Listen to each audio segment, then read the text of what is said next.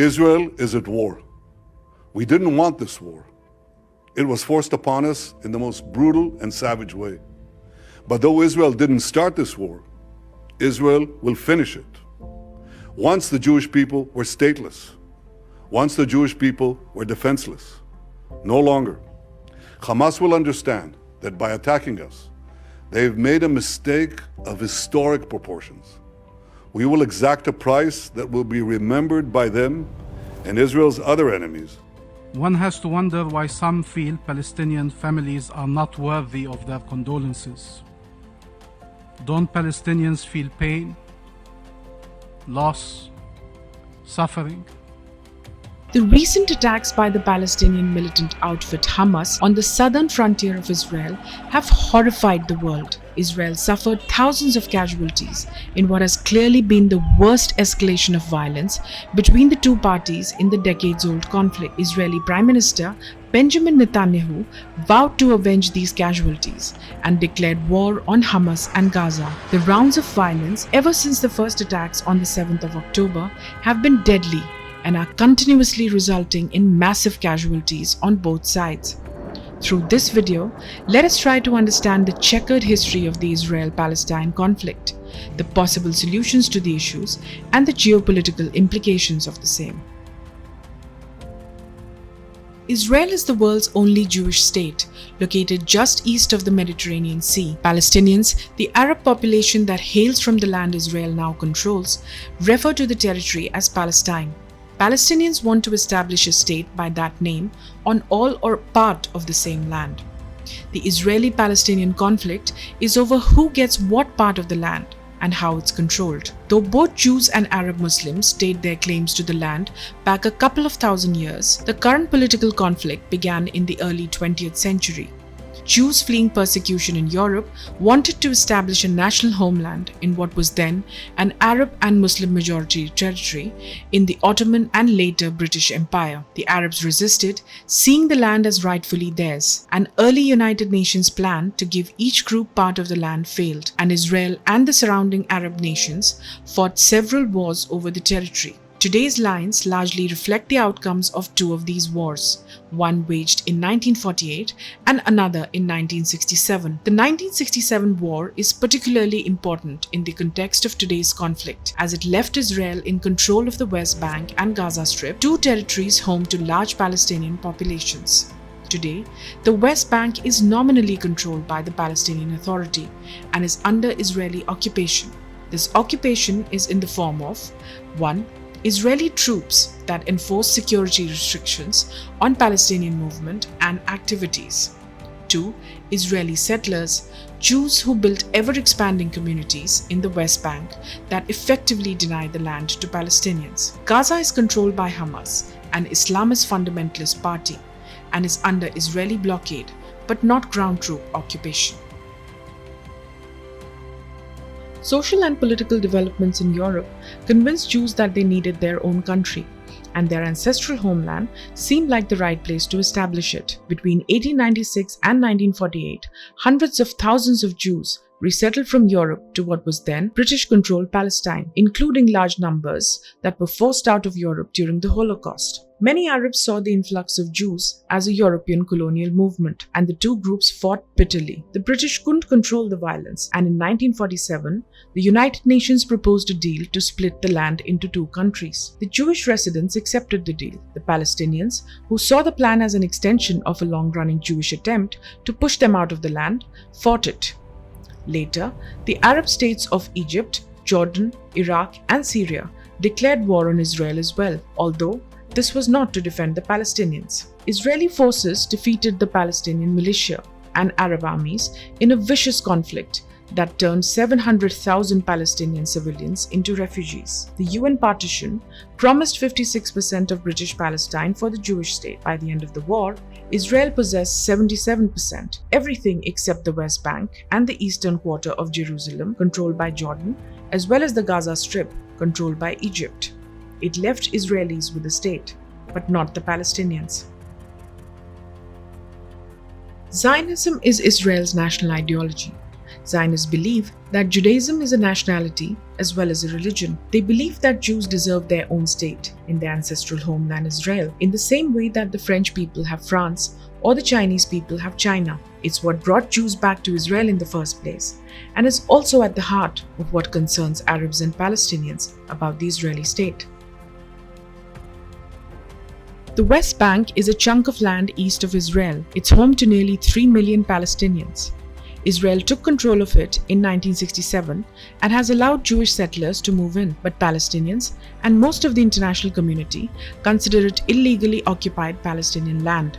In 1967, Israel fought a war with Egypt, Syria, and Jordan. Israel fired the first shot, but claims that it was preempting an imminent Egyptian attack. Arabs disagree, casting Israel as an aggressor. In 6 days, Israel routed the Arab powers, taking the West Bank and East Jerusalem from Jordan. Israel has controlled the West Bank since the Six-Day War. In practice, Israeli control of the West Bank means military administration of a territory full of Palestinians who aren't exactly excited about living under Israeli authority.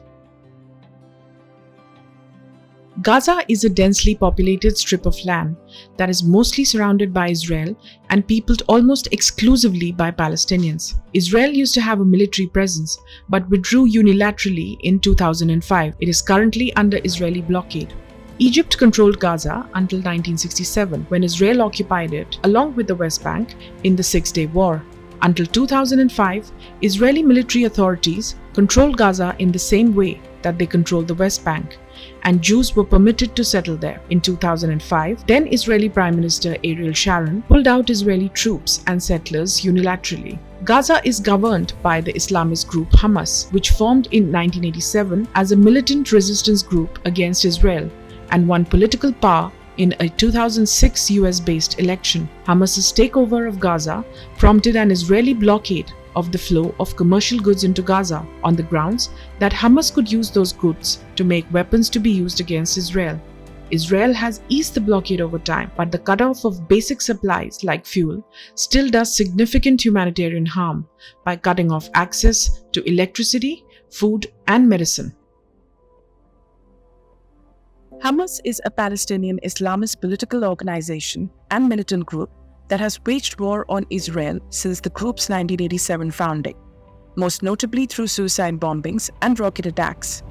It seeks to replace Israel with a Palestinian state. It also governs Gaza independently of the Palestinian Authority. Hamas's charter long called for the destruction of Israel. It was revised in 2017 to allow for acceptance of a Palestinian state in the West Bank and Gaza Strip rather than the entire territory, though Hamas still refuses to recognize the legitimacy of the Israeli state. The organization also offers Palestinians a robust network of social services, which it developed as an alternative to deeply corrupt Palestinian Authority institutions. The Palestinian Liberation Organization, or the PLO, is the national representative of the Palestinian people. It runs the Palestinian National Authority, or the PA, which is the semi-autonomous government tasked with managing the Palestinian territories until it makes a deal with Israel. Fatah, the secular nationalist political party that's dominated Palestinian politics for decades, controls the PLO and PA. In practice, the PLO runs the government in the West Bank, but not in Gaza, which is governed by Hamas. It also conducts peace talks on behalf of the Palestinians, but its authority to implement those deals has in the past been hampered by poor relations with Hamas. In the first decades after its 1964 creation, the PLO sought to destroy Israel and replace it with an entirely Palestinian state. Fatah's founder, Yasser Arafat, employed military tactics towards this end, including attacks on Israeli civilians. This changed in 1993 when the PLO accepted Israel's right to exist in exchange for Israel recognizing it as the legitimate representative of Palestinians. That was the beginning of real peace negotiations between the two sides. Settlements are communities of Jews that have been moving to the West Bank since it came under Israeli occupation in 1967. Some of the settlers moved there for religious reasons, some because they want to claim the West Bank territory as Israeli land, and some others because the housing there tends to be cheap and subsidized. Settlements are generally considered to be a major impediment to peace. About 500,000 Israelis live in the settlements, of which there are about 130 scattered around the West Bank. Roughly 75% of settlers live on or near the West Bank border with Israel. Some of the settlements are vast communities that house tens of thousands of people and look like suburban developments, while there are others that look like hand-built shanty outposts. The settlements and military occupation required to defend them makes life really difficult for Palestinians. Palestinians are excluded from certain Israeli-only roads and forced to go through a number of security checkpoints. Most international lawyers, including one asked by Israel to review them in 1967, believe that settlements violate the Fourth Geneva Convention, which prohibits the transfer of population into occupied territories. Israel's government strongly disputes this. Jerusalem is a city that straddles the border between Israel and the West Bank. It is home to some of the holiest sites in both Judaism and Islam, and so both Israel and Palestine want to make it their capital.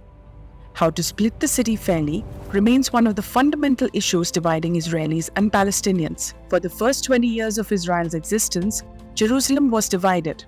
Israel controlled the parts of Jerusalem and its suburbs inside the red dotted line on this map, while Jordan controlled everything outside of it. Jordan controlled the Temple Mount, a hill in the map's brown splotch. The hill hosts the Western Wall, a retaining wall of an ancient Jewish temple, and one of Judaism's holiest sites. It also hosts two of Islam's most important landmarks, the Al-Aqsa Mosque and the Dome of the Rock. Israeli Jews weren't allowed to pray in the area while Jordan controlled it. During the 1967 war, Israel took control of East Jerusalem. Palestinian President Mahmoud Abbas doesn't trust the Israeli government, which is currently led by a right-wing coalition. Settlement expansion is one of the main reasons. Settlement construction reached a 7-year high under Israeli Prime Minister Benjamin Netanyahu's leadership. Abbas sees the rapid settlement expansion during Netanyahu's time in office as strong evidence that Israel is attempting to make a Palestinian state impossible. Israel, too, has real reasons to be skeptical of the Palestinian side. A major one is the Hamas-Fatah split. Since Hamas took control of Gaza, Israel has been concerned that any peace agreement with the Palestinian Authority wouldn't stick in Gaza, when it has no real control. That's especially worrying for the Israeli leadership, given Hamas's public commitment to Israel's destruction. Moreover, it's not clear that Abbas could sell Palestinians on the concessions he'd inevitably need to make in order to make a deal with Israel. While campaigning during the 2015 Israeli election, which his party eventually won, Netanyahu announced that there would be no Palestinian state under his watch. It's a statement he's tried to walk back, but one that's consistent with his long-held belief that Palestinians can't be trusted to be peaceful neighbors. Non-Muslim countries recognize Israel's legitimacy and maintain diplomatic relations with it, but most are critical of Israel's treatment of the Palestinians and ongoing occupation of the West Bank. Global public opinion has generally been more sympathetic to the Palestinian cause. This has created real concern among Israelis that a Palestinian-led international boycott movement called BDS, or Boycott, Divestment and Sanctions, could pick up some support. 83% of the world's countries and almost every country that isn't Arab or Muslim majority recognizes Israel. That being said, Israel is extremely unpopular worldwide. In a BBC poll of 22 countries, Israel was the fourth most disliked nation, behind only Iran, Pakistan, and North Korea. It's clear that West Bank settlements are a key cause of Israel's poor global standing. Most of the world believes that Israel's continued control of the West Bank is an unlawful military occupation, and that settlements violate the Fourth Geneva Convention. Though this view is supported by most legal scholars, Israel and pro-Israel conservatives dispute it. They argue that the West Bank isn't occupied, and even if it were, the Fourth Geneva Convention only prohibits forcible population transfers and not voluntary settlements. The one-state and two-state solutions are recommended as two broad ways in which the Israeli-Palestinian conflict might end. The two-state solution would create an independent Israel and Palestine and is the mainstream approach to resolving the conflict. The idea is that Israelis and Palestinians want to run their countries differently. Israelis want a Jewish state and Palestinians want a Palestinian one. Because neither side can get what it wants in a joint state, the only possible solution that satisfies everyone involves separating Palestinians and Israelis. The one-state solution would merge Israel, the West Bank, and the Gaza Strip into one big country. This solution comes in two versions.